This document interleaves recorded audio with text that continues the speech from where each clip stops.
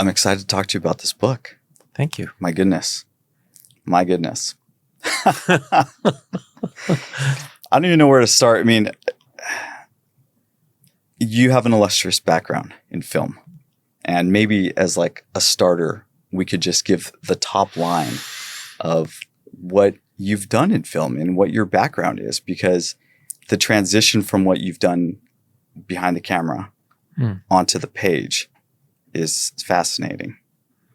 Yeah. And we're going to talk about that. I've been involved in film production for over 40 years, I think is what my partner says I'm officially allowed to say. Okay. I think it's actually more like 50 years now, and worked on about 100 feature films and TV shows along the way, a couple of hundred commercials, music videos, lots of different things. So lowlights, of course, no one wants to hear about those. Yeah.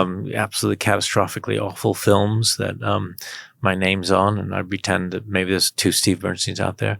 And then some films that had some success. I shot the film Monster as a cinematographer. I was a cinematographer, which won the Academy Award, of course, Charlize Theron. I shot big action films. I did the action unit on SWAT. I shot Murder 1600 with Wesley Snipes. I shot Noah Baumbach's early movies that went on to get several Oscar nominations for Barbie, among other things. It was an Oscar nomination for that, but he wrote Barbie with his wife, Greta. Lots and lots of movies. Of course, I've directed movies. Decoding Annie Parker with Samantha Morton, Helen Hunt, won a slew of awards. Dominion with my friend John Malkovich. And now my new film, GRQ, which is based on a novel that I wrote, which is the one that you've recently read and which is coming out shortly, and hoping lots of people will buy. It's getting a little bit of buzz, and people are liking it, which I'm delighted by, because in many respects, it's probably the best thing I've done. I mean, I've worked on lots of estimable and important movies. I'm very proud of that. But for some reason, and it's hard to say why this happens in our creative reckoning, everything coalesced when I was writing the book. And I found a voice that when it went to an agent, then to big publishers in the UK and the US, they responded to. Now it's being printed in those 2 countries, Spanish-speaking territories. There's an international company. There's going to be an audiobook. So lots of stuff going on. Very exciting. GRQ stands for? Well, it theoretically stands for Get Rich Quick. And the film and the book are both about the same thing, which is this idea of moral anchor and the idea of what we do or are willing to do to get rich and what get rich means. I mean, does it mean getting spiritually rich? Usually not. Does it mean getting financially rich, which is what most people are interested in? I mean, the basic conceit of the film and the book are the same, which is a guy who lies to his wife about their financial condition. He says, don't worry. And by the way, any man who's listening, probably women too, has done this at one time or another. When you have a partner who's stressed and worried, that you say the thing that you think is comforting, but isn't necessarily honest. So this particular character, Marlon, says to his wife, don't worry, everything's fine. You got nothing to worry about, even though they've got an eviction notice. The property's being foreclosed on. And it seems to her that they're about to lose everything. He says he's got it all in hand. It's all been a terrible error. It's not been a terrible error. And he now has 12 hours to get the money to either pay off his mortgage or at least pay enough that he can keep his house and pay off some debts that he owes. Tries to borrow from friends. There's a series of earthquakes that are happening in Los Angeles at the same time, and everything kind of goes awry. It's funny, but it's tragic. And I think what's interesting, as people have been reading it, is how many people tragically relate to this circumstance where we try to assure everyone around us everything's going to be okay. And then we're in a position of real risk. And we're desperately scrambling to try to reconstruct some aspect of our life. And it's a hard thing to do. We sympathize when we're on the outside. We're terrorized when we're on the inside. But it's a universal experience. I mean this respectfully. But when I was reading the book, there was so many moments where I said, I don't know if I can finish this. I don't know if I can. I had so much anxiety. I was like, oh my gosh, do I turn the page? What's going to happen? was that your intent to add that level of drama and to create that kind of feeling amongst the reader? And or do you just kind of, I'm just going to put this on the page, and how the reader receives it is how they receive it? For me, the creative process of writing books or writing screenplays is the same. I start with what I call the chaos stage, where I just write as quickly as I can. I tend to dictate rather than write. I write always without a outline. I always tell my writing students, don't use an outline, don't plan. Planning is a dangerous thing. Planning in anything presupposes that you know the direction you're going to go. And that seems logical and intuitive. Of course we know the direction we're going to go.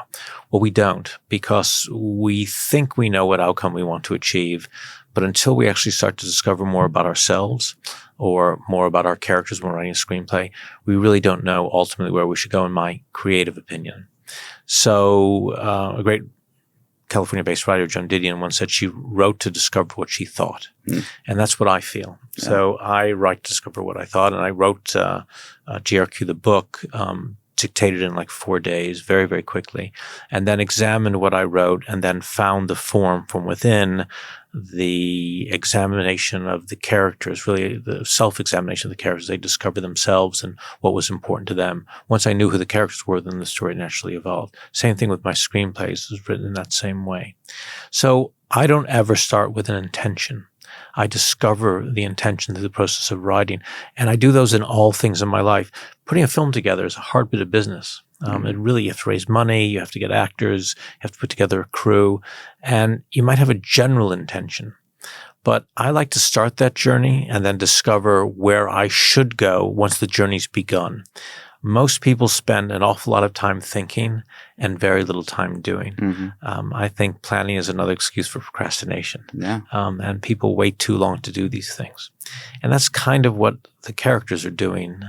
They're trying to make decisions, make some bad decisions, but at least they're moving forward and discovering ultimately not only what they must do, but what's of value to them. The other thing about all this, about audience and the reader and how they react to it, I've borrowed a lot of the techniques from filmmaking in novel writing. And yeah, I want the audience to be on the edge of the seat. I want them to be nervous. I want them to be, it's a thriller ultimately. That you don't, it is a page turner because you never know where things are going to go. But hopefully it's also very funny because I find the human condition very funny. Thank you. Hilarious. So those two things in combination. I laughed out loud because my wife and I were reading the draft, and we're sitting next to each other in bed, just she'll crack up and I was cracking up, and we're just kind of belly laughing like, oh, which part are you on? Well, it makes me glad. Very funny. That makes me glad because that's the way I view life, is kind of, it's a terribly frightening comedy that we're laughing all the way along to our own ultimate doom, I guess. Is kind of what the story's about. So I guess my attitude towards audience or towards readers in a book is that I want them to enjoy it. I want them to be edified, but I want them most of all to be in the position of the characters. So if the characters are in a position of being frightened or menace or risk, I want the reader to feel it, menace or risk. And if the situation is comic and vulnerable, I want the audience to recognize their own vulnerability in those characters. So there's what I call an empathic bridge, a connection between the reader and the characters, that we're in this journey together. And it's scary, but I hope funny too. Let's talk a little bit about being autobiographical when you don't, maybe when you don't mean to be, right? Well, like there's a character and you think about the intention of this character, but how do you create a character that's not based at least somewhat on your own personal experiences? You've been very kind. Of course, it's based on my experiences. I mean, my life has been a series of fantastic catastrophes and mistakes and bad judgment and doing injury to myself, doing injury to others, a catastrophe, without question. But as an artist, as a writer, it's been a wonderful gift, because I can draw on those catastrophes to then make observations about our shared human condition. So I've borrowed money when I've been in deep financial trouble. I've told my partner that everything's going to be fine when things are really not very fine at all. in putting movies together. When people say to me, is the film going to make money? I say, I think it's going to make money. And I'm thinking, is that the right moral thing to say? Because maybe it won't. Mm-hmm. So we're presented in business and in art and in life moral quandaries every single day, where we can do the expedient thing, which is tell people what they want to hear, so they give us what we think we need. Mm-hmm. But that's never the right thing to do. Mm-hmm. Sometimes we just have to do the thing that's morally correct, even though it puts us at a disadvantage. Because again, kind of like writing a book, you don't know where that journey is going to go. And generally, if you're more truthful and more morally anchored and you do the right thing, it has a better result. I can't say I've always had the advantage of that wisdom in my life. And it's only through the catastrophes and misjudgments that the inspiration was provided to write this book. It's kind of, they say youth is wasted on the young. Mm-hmm. If I could go back and look at my life and all the bad decisions I've made, that's what this book is about a guy making a series of kind of hilariously bad decisions, mm-hmm. but for the best possible reasons. I mean, all of us think, hey, we got a family to look after. We got to support ourselves. We got to get this film made. We got to get this business off the ground. And we'll just do this small moral compromise today, but it's okay. Because later, we're going to fix everything. Right. Yeah, we're going to borrow money from somebody with no possibility of paying them back, but that's okay because we're going to do this business transaction. Our character is getting involved in crypto. What could possibly go wrong with crypto? And he's sure that if he makes this massive crypto investment, he'll get all the money back, and all the people he had no business borrowing money from, he'll pay back within a day. Of course, it doesn't play out exactly like that, but we kind of delude ourselves, don't we? When we make those decisions, we don't think we're being immoral. We think we're being temporarily immoral. That, we're telling some small modified truth today, but it's okay as long as we fix it later. And if we don't fix it later, well, at least we intended to fix it later because our intention was pure. That's the things that I want to examine. And that's why it's so great working in film, because every day you're presented with 1,000 decisions like that, and maintaining that righteous path and avoiding moral turpitude is a difficult thing to do. Do you feel like this book is more timely now than maybe it would have been if you completed it 5 years ago, 7 years ago? Maybe the political landscape, the current environment, cryptocurrency. People want to get rich quick. It's the internet. Do you feel like this is a timely book?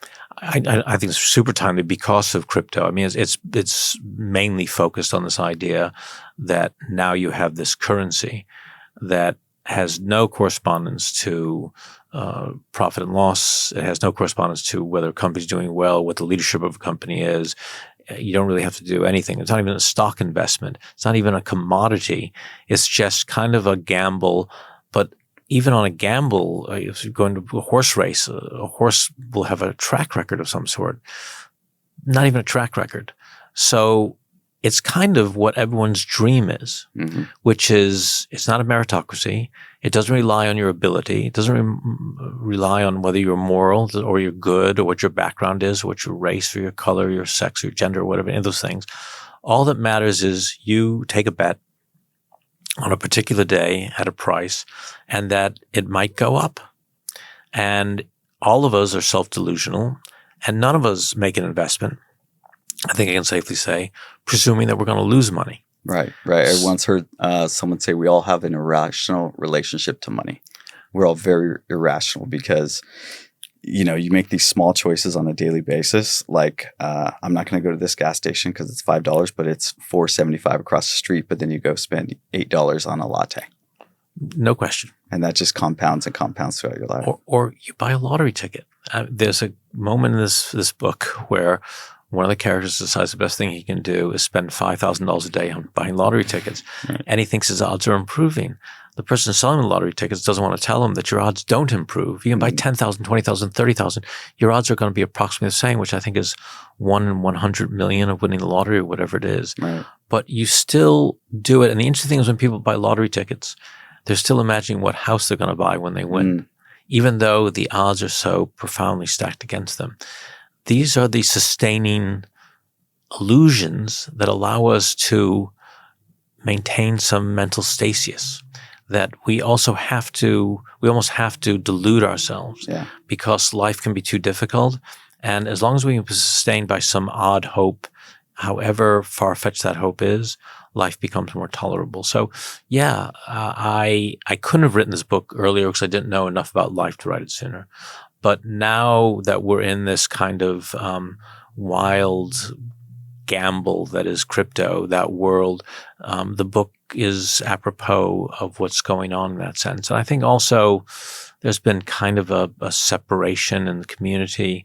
So it's once again kind of like the 80s where everyone's out for themselves and just trying to get as much money as they possibly can. I don't feel people feel generally safe or nurtured or protected. So the great myth about money is if you have enough money, then you're safe. Right. All your problems go away. All your problems. Nothing else. You don't have to worry about anything else Right. as long as you have money. So, and work to achieve that money is hard and slow, Yes. and you don't achieve it, and there's no certainty. And particularly in Los Angeles right now, the film industry's gone away, and a lot of people are just concerned about whether they'll ever work again. So a lot of people lost their homes and a lot of lost their people fortunes. they've lost everything. So if you can't work to get the money that you need or want, then maybe you can just wake up one morning, buy Ethereum. It'll go up 2,000 points or dollars the next day, and you've invested enough that you don't have to work again. Or you can go and buy 5,000 lottery tickets a day. And in the belief that somehow God is watching or some benevolent force is watching, or you've been virtuous enough that it's not really a gamble, that there's some divine or metaphysical force that's going to award you for all the suffering you've had in your individual life, because nobody else has suffered as you have. Right, right. So let's talk about work, because get rich quick. What's the opposite to get rich quick? What is the opposite to get rich quick? Is it get rich slow? Get poor slowly, I guess would be the exact opposite, or get poor slowly. You know, you're right. I worked in film for a long time, and you can do both things. Mm-hmm. Get rich quick or get poor quick. Right. Well, and that was one of the questions I had about debunking the myth of Hollywood. So every day, well-meaning dreamers, God bless them, come to this town specifically, to come and make it and cast their lot to get rich quick. Correct. What should they be thinking? Ooh, you ask tough questions. You know, it goes to essential to all my writing and all my philosophy is this idea of self-delusion. And because I call it delusion, it sounds pejorative, like it's a negative. Right. It's not. Delusion sustains us in our darkest hour. Because if we believe that despite all the evidence, somehow something or someone or something we do is going to rescue us, then we sustain. It makes us stronger. Hope sustains, and hope is a kind of delusion because sometimes there's no reason for hope. Mm-hmm.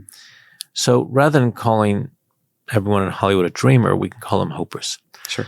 The number of people that ring me up and say, Steven, can you get involved in my project? I've got a script idea that's going to win an Oscar.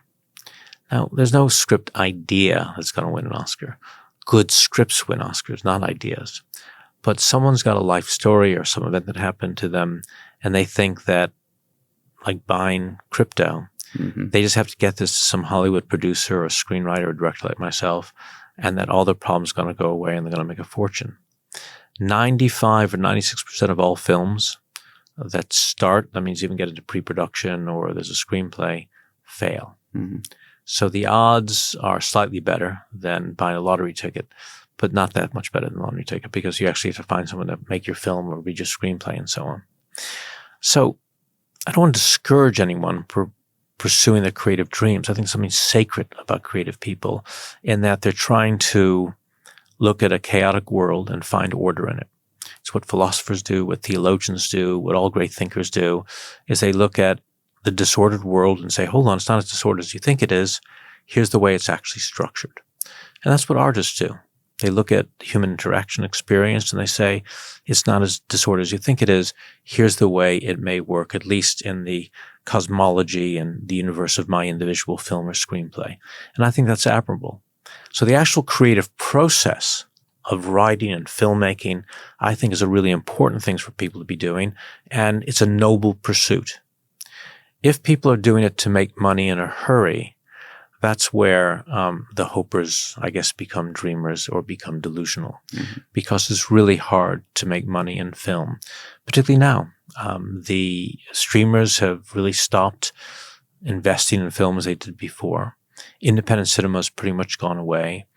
The studios themselves, with the big tentpole projects, are not making huge profits like they used to, and they're reluctant to take risks on projects. Independent cinemas have folded all over the country, so there's not really a network for showing, distributing, or seeing revenue back from movies. It's hard times for a filmmaker who wants to make money making film. That doesn't mean it's not a noble pursuit, or if it is your calling, it's something you shouldn't be doing. I think you're a better person for having written. I think you're a better person for trying to make films. I think you learn a lot about yourself and about others and about our shared human condition. But it's not always the short way to a fortune. Yeah. Getting rich slowly. But it's not even getting rich. It's doing good work. And good work takes time and takes a lot of grinding and a lot of failures. Right? We learn more from the failures than the big wins. What would you say is one of the biggest failures that you learned the most from? Oof. I've nearly gone bankrupt so many times by taking the big swings. I drive people around me crazy saying, do the safe thing, do the safe thing. And I don't want to do the safe thing. Right. I want to make movies, and I want to make independent movies. So the first film I wrote and directed was about cancer. So not something that would have a huge... can you safely make a film? No. Right. That's why you shouldn't be doing. That's why when I was a cinematographer, I was a cinematographer 30 years, working on huge studio films, independent films, and the income was steady. And then when I was in the ASC, became more steady. Then when we got nominated for Outstanding Achievement in Cinematography, it became even more steady. And then when I won a slew of awards, it became even more steady. I wrote a book about film, became even more steady. You would think that the logical thing for me to do was just remain a cinematographer, work for big studios, work for important independent filmmakers, work for Jon Favreau. I know I mentioned Patty Jenkins. I worked with everybody. A very stable and theoretically happy life, but I wasn't happy because my calling was to find order in that chaos. And as much as I liked making beautiful or compelling or interesting images, it wasn't as satisfying for me as writing and directing. So I had this calling. It's something I ultimately had to do. I remember I was shooting SWAT, with the action stuff on SWAT. We were crashing a plane on the 3rd Street Bridge, 3/4 size airplane, 26 cameras. We had these giant Moscow lights up where we were lighting a third of downtown Los Angeles, so the background would hold exposure. We had things called squibs, these little things you put on cars and on people that are connected to a radio or to a cable. And then when you hit the squib, it blows up and shoots blood forward, so it looks like a bullet shot. Or we had the side of cars, so holes would appear on the side of the cars. We had guns that were firing half-size loads, so machine guns going off, but of course they were blanks, but it looked like they were really firing. We had stunt people falling everywhere, squibs going off, and this 3/4 size airplane landing. If you think about Hollywood and a dream as you're growing up, I'm on 3rd Street Bridge with all these cameras, these giant lights. I got 150 people just working for me. You would think that my dream was realized. I have never been so depressed in my life than at that moment. But that's a common theme. Is that not the most common theme? You win the NBA championships, you got your Grammy, you're on the 3rd Street Bridge, and you're feeling like you're at the bottom, although externally you're at the top. Why is that? They say the only thing worse than getting the not getting what you want is getting what you want, and then discovering the sense of emptiness, within, the sadness, because we think. It's kind of like where we began this conversation with the outlines and the planning and the achievements. We think that the thing that we want is the thing that we need. And so we plan to achieve it. So I knew what I wanted. I was going to be a major cinematographer working on giant movies. But that isn't what I needed. And so when you achieve it and you say, I still feel like the same frightened child from within, I still feel unfulfilled, I still feel unhappy, I still feel lonely, most of all is what I felt. And now I've got all these things. And the salary was incredible, by the way, as well. Sure. Talking about get rich quick. And I still felt empty. Bought a boat, still felt empty. All this sort of stuff. So then you re-examine and you say, all right, I know what I wanted. Now what do I need? And I've come to the philosophic view that what I need is creative expression. Most of all, I think everybody needs it. I think everybody should write every single. I've had a prescription for everyone to be happy. Write every single day. May not make a fortune, but self-examination is one of the most valuable things you can do to achieve some level of contentment, if not absolute happiness. And then to go on that creative adventure. I'm going to make a movie. I'm going to make GRQ. I had to raise the money. I had no money. I went to investors and pitched the project, and I raised the money. I had to get cast. I had no cast. I pitched the project. Before that, before I wrote the book, I didn't have an idea. I had to create the ideas and create the book, and the book became the film. The film then raised finance. The finance led to the actors, and then I had to put together a crew, and we had to shoot it, and then we had to sell the film. And that's been very difficult because the markets collapsed. And now all the places we thought were going to sell the film, people were making us offers. They reneged on the offers. The offers weren't as much money as we wanted. So we're going through that process. Really difficult. But I can't think of anything else in the world I'd rather be doing because I've learned so much about people, about myself, about writing, about creative process, about my relationships, about myself, my strengths, my weaknesses, my needs, my fears. If you don't test yourself, what do you ever find out? You know, there's plenty of people out there that feel like they have one big rodeo in them. Or maybe they have one rodeo left in them. I don't know how many more rodeos I got. You're right. I hear this a lot, especially in business, where a CEO maybe built a company, they ran it for 30 years, they sell it, now they're sitting on a pile of cash, and then someone approaches them to do some new venture. And they're like, do I take the risk? Do I have another rodeo in me? Am I going to be the one at the helm? Like, what's your take on Well, that? if they're contemplating investment in one of my film projects, they should absolutely they should absolutely go on that adventure because there's nothing quite like making a movie. Kind of half joking, but not, because the experiences are so unique. I've had lots of investment from people who've been in the stock market or oil futures or whatever else business I've been involved in. They always say, with a wry smile, not always usually joyful, but there's no experience quite like film because you don't know what the commodity value of a film is until it's done. It's performative. So you could have a great script and a great cast to make a terrible film. You'd have an unknown cast and a mediocre script to make a wonderful film that everybody wants to see.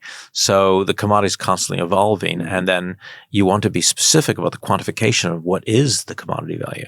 But it's impossible to ascertain. You can't say that a script of a particular structure or order will guarantee a financial return. You can't guarantee that a cast will see a financial return or a director. It's unknown until it's made. It's magical. And when it all comes together and it works, that's a wonderful thing. But then trying to divine how you can repeat that is almost impossible. So it's a great adventure for everybody involved. As for the rodeo, our lives are complex rodeos. It's endless. And it becomes easier when we give up on living. Mm-hmm. But living, I think, requires conflict. It requires challenges.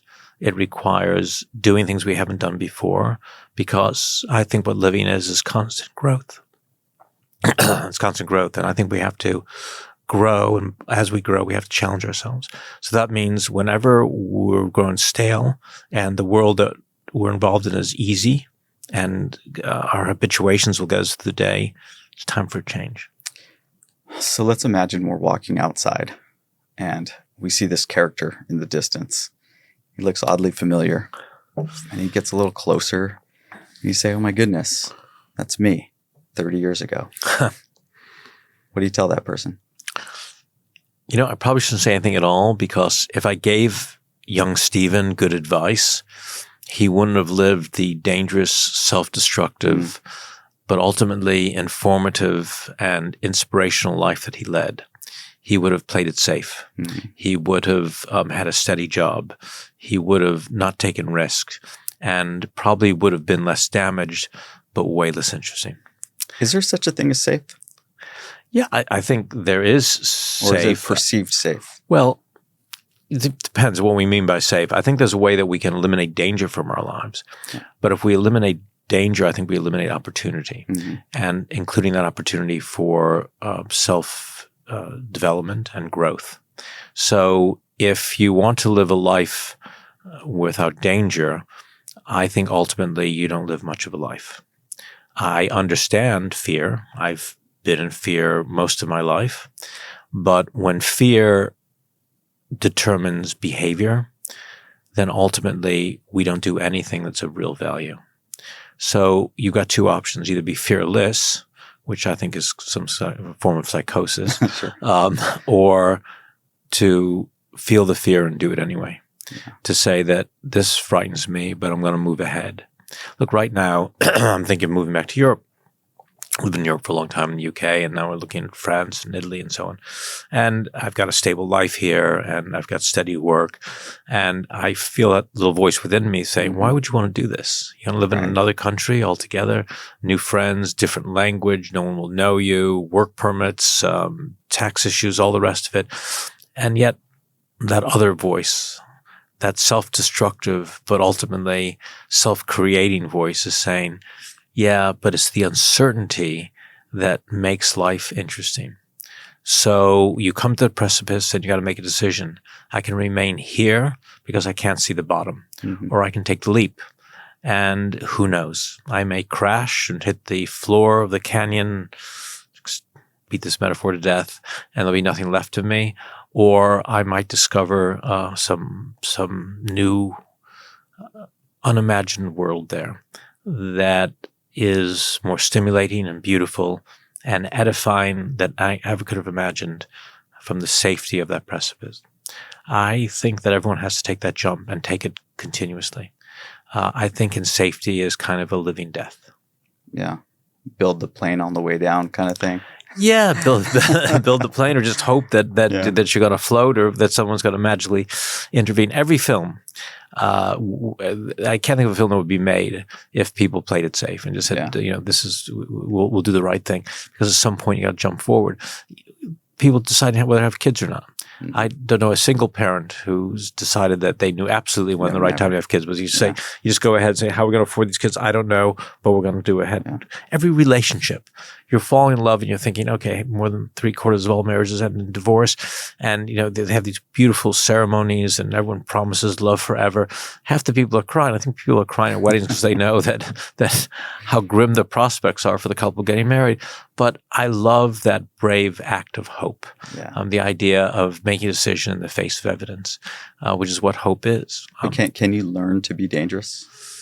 That's a tough question again. I think it's an habituation where you have to force yourself. I don't think it's about learning. I think we all want to preserve ourselves, and so we're inclined towards being conservative and safe. But I think that we have to remind ourselves that taking risks is okay, which means in the creative world, you have to also recognize that failure is okay. Mm-hmm. What I say to actors when I'm working with them, when I say to my crew, is I don't care if you fail. I really don't. In fact, we're all in this together, and I want you to fail. I tell my clients, my first draft is always terrible. I want to write a terrible script. And it may not work, but by freeing myself of the fear of failure, it liberates me in 100 different ways to take the risks necessary for success. Unless you're willing to fail, you can't possibly succeed. And so much of the book is about this very concept.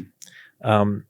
The main character is trying to manipulate the world to make it safe, even while he's taking enormous risks. And he does that by lying and misrepresentation and all the other tricks that he employs. It would have been so much simpler, if I could speak to the character as a person, to say, do the simple, hard thing and just tell everybody the truth and suffer whatever you're going to suffer. He can't do that. At the same time, he's kind of wonderfully heroic and charming because he takes such enormous risks. And about halfway through the book, his risks are so enormous. At least for me, even as I read it and I wrote the damn thing, you're saying, no, this is too much. You can't do this. And he does it anyway. And then the reader is on the journey with him. Like, where's this going to lead? And that was my own life. Like, all the mad risks I took, where is this going to lead? But if I hadn't taken those risks, no films, no successes, no awards, nothing. So feel the fear and do it anyway. It's funny because working on a project like a book or a film, it can sometimes feel, because it's intangible, at least in the initial process, you don't have something to, it's not complete until it's complete. Right. It just lives up here and you're probably going to sleep thinking about, oh, that's a really good line. I should turn the light back on, start writing. And it's probably driving you mad through the whole process, where the quote unquote average person, they wake up and they have a calendar full of Monday through Friday, 9 to 5 things to do. And it's very structured. Maybe that's the safe part. How do you make it through a day as a writer? How do you make it through working on this thing that it's a future dream versus, you're going to send some emails and handle a couple clients or sell some product or whatever you're going to do in the normal world. But as a writer, to lace up those boots and get after it every single day, like, what is it that takes? What's it take? You just have to believe in the process, not in the project. Yeah. That every day you have to write if you're a writer. Every day as a director, you have to prepare. Every day as a producer, you have to be making at least 1, 2, 3 phone calls. And there are days of darkness where you think you've made a terrible mistake. The project's never going to be realized, that you've got no money in the bank, that all the people you promised that film's going to be made, it's never going to be made. You lose an actor like we did on GRQ 2 weeks before you lose your main actor, and you think that all your investors are going to pull their money out and everything's going to be lost. But you believe in the process, that you just keep going. Now, part of it's self-delusion, because if you believe that you're going to succeed, then it's not as frightening, because you think that something magically is going to intervene. There's a great film called Shakespeare in Love, and one of the characters says repeatedly, what's going to happen? He goes, how does it happen? It's a mystery, it just occurs. But it happens. It's magical. And that's what I believe is, if I set out to do a project, I believe it's going to happen. Yeah. And there'll be obstacles and difficulties, but I just keep going forward. And that positive energy helps you realize that project. And look, I've made 3, now about to be 4 films, 1 back to back. The process is working for me. Doesn't mean there aren't huge risks along the way, and there aren't moments where I'm terribly frightened, but I just keep going. Same thing with writing. Writing, I look at in this way. The process of writing in itself is important to me. Anything I've actualized about my own sensibility, about my understanding of the world itself, has come from writing. It's my way of organizing, as I said before, the chaos of the world. So it's a sacred ritual I have each morning to write my 4 or 5 hours without stop. A lot 4 of or 5 hours without stop. Yeah, from 5 in the morning, 5 hours of writing without a break. Is there a particular methodology, like free writing? It's got to be free writing. If I have a plan or an intention, I'll fail. Haikus for the first hour. Sometimes haikus, sometimes just writing utter nonsense. All work and no play makes Jack a dull boy, like in The Shining. But as long as you're writing. And for me, I cannot plan. Planning was invented by the devil. Outlines are the work of Beelzebub. Anybody who plans gets very little done creatively. I would argue that tomorrow you have a plan to free write. That's the plan. Yeah, that's the plan. In the broadest sense, in that I'm going to write. But what I'm going to write, if I lay out a story, there's so many books, Tim, written about screenwriting. Everybody I know who's read those books gets writer's block. I'm assuming you haven't written one of those. I've written a book. There's a new book about creative process coming, which is a big book from the publishers who published my book about film production. And this is just about the thing we're talking about now, creative process. And it basically says, let's talk about a way of thinking, but not a specific methodology about how you employ that thinking. So do free association. Do, as you say, free writing. Free writing, for those who aren't aware, just write whatever you want in whatever order. If I've got characters in a film or a book, I'll just have them talk and talk and talk and talk and talk about any variety of topics. It's not serving a narrative at the beginning. If you write something that serves a narrative, then your characters are always speaking in the service of that narrative. So if by page 10 you have to achieve a certain thing, the character is going to be saying, oh, you know what, I was a special ops guy, and if anybody ever approaches me, I'm very dangerous, so that when the people approach you on page 10, we know what's going to happen. But he's only saying that to set up what happens on page 10. It's predictable. As we live our lives, we don't know where our life's going to go, so we're not saying things to set things up that are going to happen 2 days from now. But all the tangential stuff we talk about our relationships and about our lives, our fears, the things that excite us or depress us. These are the things that give us color and complexity, and how we recognize other human beings by their depth is the inconsistency of their expression, not their through line narrative. So when you develop characters that are rich and multifaceted like that, with all sorts of preoccupations, then to the reader or the viewer, those characters are compelling. Yeah. They're not just serving the story. So often you hear filmmakers say, we're just storytellers. No, we're not. We're recorders of the human's experience, and that's different from story. Story sometimes serves the expression of the human experience, but not solely and of it by itself. So I always say free write first, and then if you want to impose the narrative, the structure, the order, as I always do that later, but first discover who your characters are. And that's the same thing I think about the characters that we are as human beings. First find out who you are. Yeah. Through living, through experimentation, through free writing, through art, through all the experiences you can have, and then decide what the course of your life should be, rather than saying the course of my life should be this. Now, who am I? You know, I grew up as a skateboarder, and you don't have to convince a skateboarder to go skate.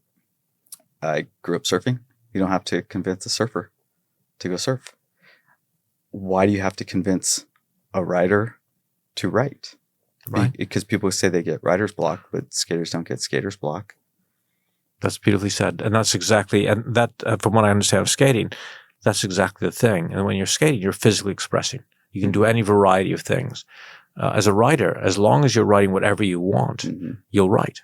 And when I say to people who've got writer's blocks, I say, well, how many emails did you write today? Right. I say, 200 or 300. Oh, well, so you don't have writer's block. Yeah. You have a writer's block about the screenplay that you've been told how you should write it, and you got to write it in a particular way. Expectation and the structure and order, because it's not natural.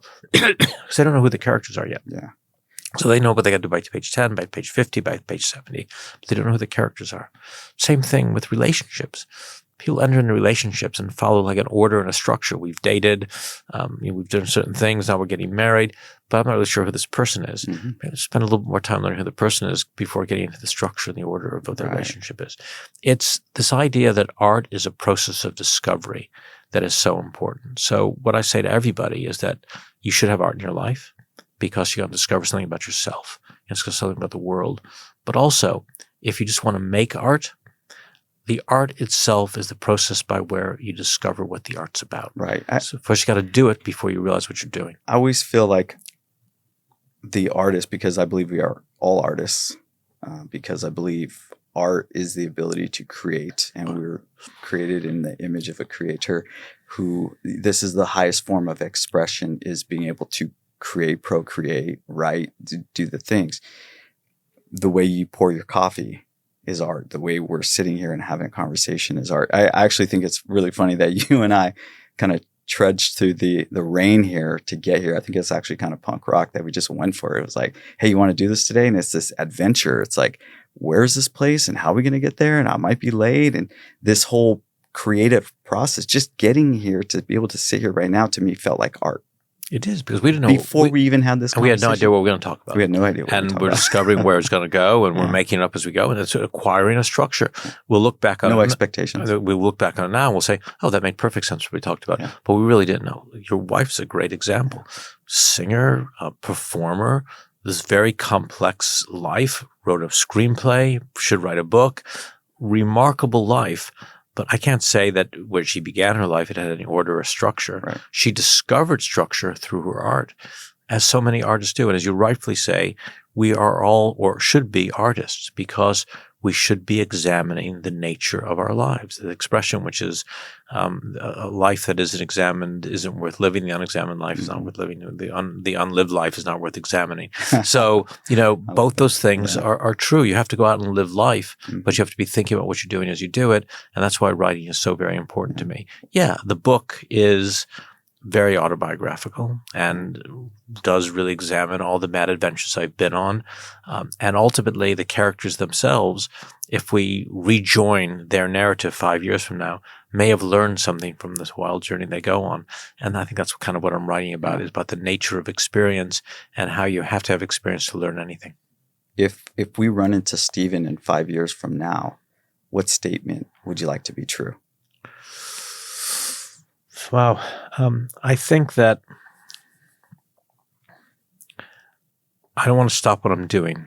People talk to me about retirement and things. I can't imagine retiring. I'll still be writing. the books have become very special to me because the platform as a means of expression has become valued.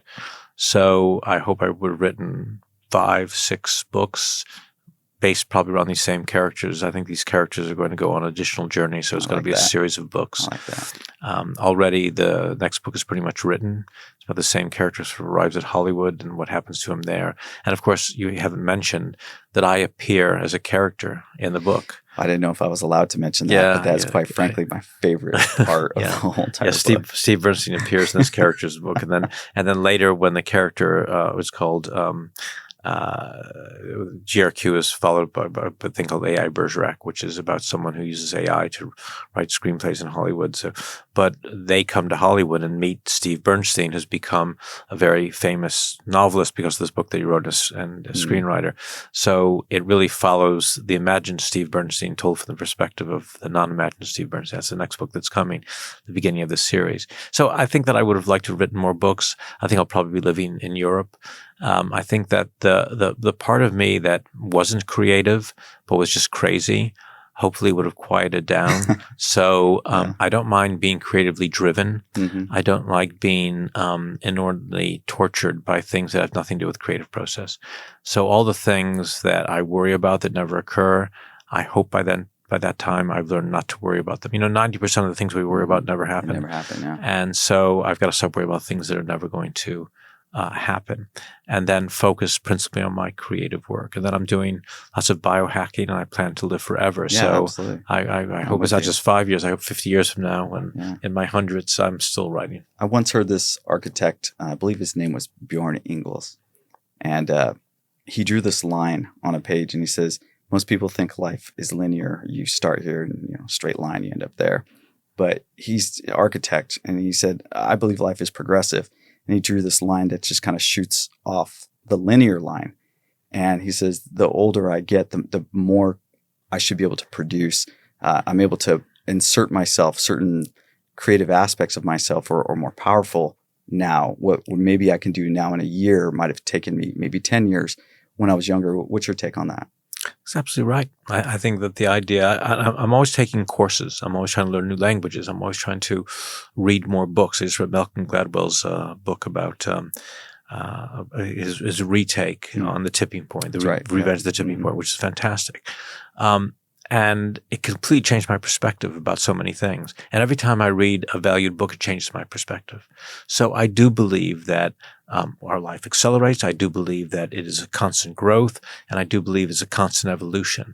I think everything we do is building towards a more sentient understanding of ourselves and of the world. The interesting thing, you mentioned the divine before, is I don't think we ever come to a full realization. I've been at the hand or next to or near the face of people who've died, and I've always, and a lot of them tragically, I'm always struck by the confusion on their faces, that there isn't a moment of epiphany where everything is figured out. So I think we're born in mystery.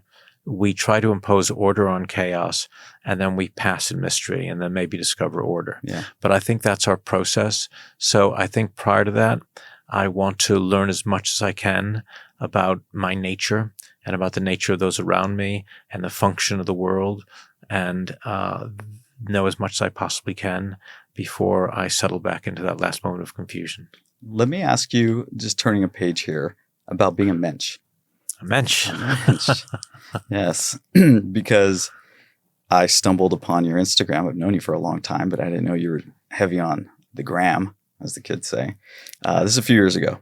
And man, you're just pouring out value bombs in droves. I mean, you are really throwing down. I hear you on the gram all the time. And I'm like, this guy needs to be paid $1 million for what he's putting out there. Like, why? Why are you sharing so much? Where does this come from with this need to get it all out? I talk a lot. I don't know the answer to that question, so I'll make one up. I talk a lot about empathic bridge, about our connection, one person to another. And I am very often a very sad person, depressed person, injured person who's had great tragedy and a lot of my own creation. So I take solace in being loved by others. And there's something in that that creates in me the desire to love as well as to be loved. And I feel an empathic bridge, an empathic connection to those who've had failure or tragedy, who are injured, who are frightened, who are insecure and uncertain. And the minute they begin to speak in that secret language of fear that I know so well, something within me connects to them. And I feel not just a desire, but a need to reach out to them to say, you are not alone. Mm-hmm. That as you've suffered, I've suffered. As you're frightened, I've been frightened. As you have failed, I have failed. And yet, here I am. And you too can sustain and succeed. And by my example, not to live life as I've led it, but simply to know that you can survive however inequitous, however uncertain, however grim life becomes, you can still come out the other side. So I guess it's a compulsion, and I guess it's because I've had the great good fortune of people nurturing me when I need to be nurtured, and also the tragedy of not being nurtured when I need nurturing. So I want to provide as much as I possibly can. Also, I've had a series of unique and unusual experiences. I've worked in film for 50 years. I've been on spectacularly successful films that have like Waterboy, which made $1 billion. So White Chicks, which made a fortune, classic. which everyone asks me to talk about all the time. Terry Crews improvising a scene that made him now legendary. Noah Baumbach's films, as we mentioned before, to watch Monster become the success, like Water for Chocolate, highest grossing foreign language film of all time for a while. And the music videos when they first came out with huge bands and famous people and traveled all around the world, built the Greek Film Initiative, wrote books that we talked about, all these crazy adventures. I think that there's something in that whereby I can draw on those things and provide information to people and saying, here's my successes and my many failures I've talked about as well. Here's something of value, so that if you're suffering, it's not as bad as you think it is. If you're frightened, it won't be as bad as you think it is. And if you think you won't come out the other side, you can too. And it makes me feel good to be able to provide that to others. You're incredibly generous. And I, on behalf of your audience, say thank you. I wanted to ask you about how important it is to have a partner in crime throughout this journey. I know we have Carolyn, our beloved Carolyn, who's also a brilliant artist in her own right, a designer, beautiful designs and jewelry. How important has it been to you to have? Relationships are complicated. Carolyn is hugely important in my life. She's incredibly smart, but she's something very, very dangerous and very painful. And the worst thing you have in your life. She's what someone we call a truth teller. So she'll tell you when you're saying utter nonsense. She'll tell you when something you say isn't true. She'll bust you when you do something bad, and she'll hold you to account. And when I was younger, I had great charm and I had the ability to talk my way out of things. I can't talk my way out of things with Carolyn. So by holding me to account, it makes me a better person, because I realize that I have to deal with just grim and ordinary truth and have to extract the best outcome while maintaining an moral anchor. And we need that in our life. We need someone who says, yes, I'm here to support you, but I'm also here to tell you there's a correct path. And you shouldn't divert from it, even when you are seduced by the easy opportunities that are presented to us on a daily basis. For example, I have various clients who are approaching me about films all the time. We have one right now who's very anxious for me to do their project.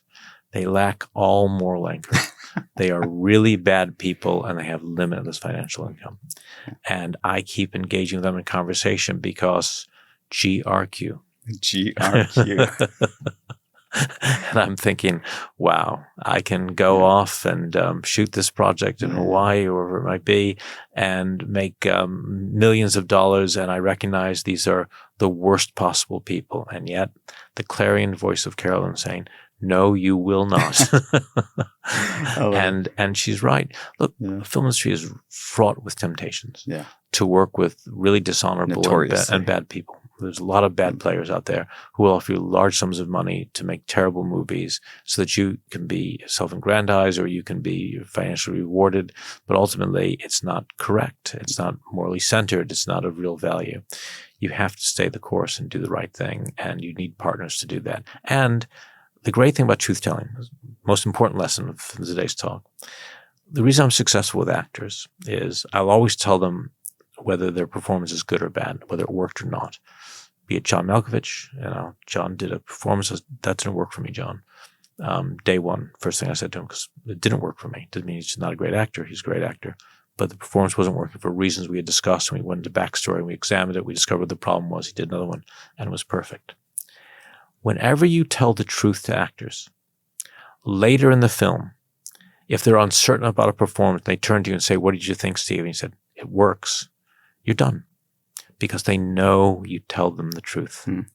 The minute you say to an actor, "Wonderful, fantastic, really great," and it's not true, later in the movie when they're uncertain about a performance, they turn to you and you go, "It was great."